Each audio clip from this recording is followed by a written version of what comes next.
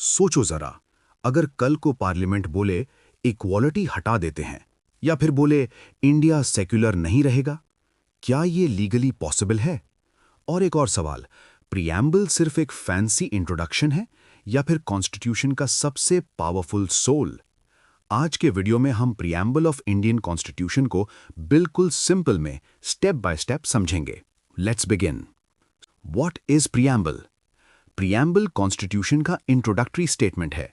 इसकी सबसे powerful line है, we the people of India. इसका मतलब यह है कि अथॉरिटी का सोर्स किंग, पार्लियामेंट या गवर्नमेंट नहीं, बल्कि पीपल ऑफ इंडिया है।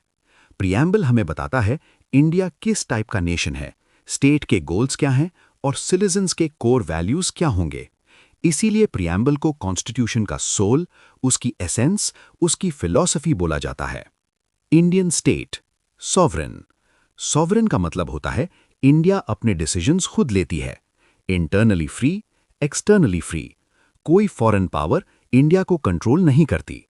यूएन या कॉमनवेल्थ का मेंबर होना इंडिया की सॉवरेनिटी को बिल्कुल भी अफेक्ट नहीं करता। सिंपल वर्ड्स में, India is the boss of its own decisions. Democratic. India एक रिप्रेजेंटेटिव पार्लियामेंट्री डेमोक्रेसी है। यहां लोग डायरेक्टली रूल नहीं करते, बल्कि अपने रिप्रेजेंटेटिव्स इलेक्ट करते हैं। इसके फीचर्स हैं universal adult franchise, periodic elections. और याद रखो, इंडिया की डेमोक्रेसी सिर्फ पॉलिटिकल नहीं है, ये है पॉलिटिकल, सोशल और इकोनॉमिक डेमोक्रेसी। रिपब्लिक। रिपब्लिक का मतलब होता है हेड ऑफ स्टेट इलेक्टेड होता है, हेरिडिटरी नहीं। यहां पॉलिटिकल पावर किसी एक इंडिविजुअल के पास नहीं, बल्कि पीपल के पास होती है। इसीलिए इंडिया में किंग या क्वीन नहीं, प्रेसिडेंट होता है। Objectives of Indian constitution. Justice. Justice का कॉन्सेप्ट रशियन रेवोल्यूशन से लिया गया है। जस्टिस के 3 फॉर्म्स होते हैं, सोशल जस्टिस, इकोनॉमिक जस्टिस और पॉलिटिकल जस्टिस। सोशल जस्टिस का मतलब सभी सिटीजन्स के साथ इक्वल ट्रीटमेंट। इकोनॉमिक जस्टिस का मतलब वेल्थ, इनकम और प्रॉपर्टी में इनइक्वालिटीज को कम करना। पॉलिटिकल जस्टिस का मतलब equal political rights, equal access to offices और equal voice in government. Social और इकोनॉमिक जस्टिस मिलकर बनते हैं डिस्ट्रीब्यूटिव जस्टिस। लिबर्टी। लिबर्टी का कॉन्सेप्ट फ्रेंच रेवोल्यूशन से लिया गया है।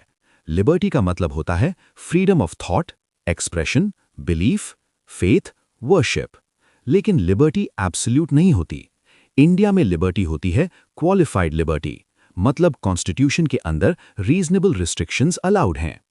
इक्वालिटी। इक्वालिटी का मतलब होता है किसी को भी स्पेशल प्रिविलेजेस नहीं, सभी को इक्वल अपॉर्चुनिटीज और इक्वल ट्रीटमेंट।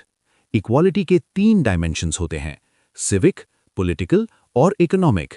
पॉलिटिकल इक्वालिटी का बेस है आर्टिकल्स 325 और 326, जहां अडल्ट सफरेज एंश्योर किया गया है।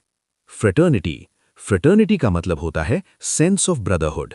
ये एंश्योर करता है इंडिविजुअल की डिग्निटी और नेशन की यूनिटी और इंटेग्रिटी।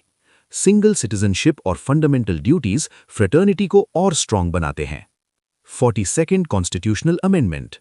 1976 में 42nd कॉन्स्टिट्यूशनल अमेंडमेंट के थ्रू प्रीएम्बल में कुछ वर्ड्स ऐड किए गए, सोशलिस्ट, सेक्युलर और इंटेग्रिटी। सोशलिस्ट मतलब सोशलिस्ट डेमोक्रेसी, पब्लिक और प्राइवेट सेक्टर का कोएग्जिस्टेंस। सेक्युलर मतलब स्टेट सभी रिलीजन्स को इक्वल रिस्पेक्ट देता है। इंटेग्रिटी का मतलब डिस्पाइट डिफरेंसेस, इंडिया एक यूनाइटेड नेशन रहे। Is preamble part of constitution? Answer है यस, लेकिन ये लेजिस्लेचर को पावर नहीं देता और कोर्ट में डायरेक्टली एनफोर्सेबल भी नहीं है। केशवानंदा भारती केस ने क्लियर कर दिया प्रीएम्बल कॉन्स्टिट्यूशन का पार्ट है। Is preamble amendable? हाँ, प्रीएम्बल अमेंड हो सकता है, लेकिन कंडीशन ये है कि बेसिक स्ट्रक्चर डिस्ट्रॉय नहीं होना चाहिए। आज तक प्रीएम्बल सिर्फ एक बार अमेंड हुआ है, 1976 में। Significance of preamble.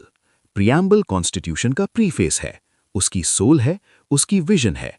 ये कॉन्स्टिट्यूएंट असेंबली के ड्रीम्स और आइडियल्स को रिप्रेजेंट करता है। इसी वजह से प्रीएम्बल को लाइटली लेना सबसे बड़ी मिस्टेक होती है। अगर कॉन्स्टिट्यूशन एक बॉडी है तो प्रीएम्बल उसकी जान है, और इसी जान को समझना हर सीरियस एस्पिरेंट के लिए नॉन नेगोशिएबल है। आर्टिकल 370 60 सेकंड्स में समझो। आर्टिकल 370 इंडियन कॉन्स्टिट्यूशन का टेम्पररी प्रोविजन था। इसने जम्मू एंड कश्मीर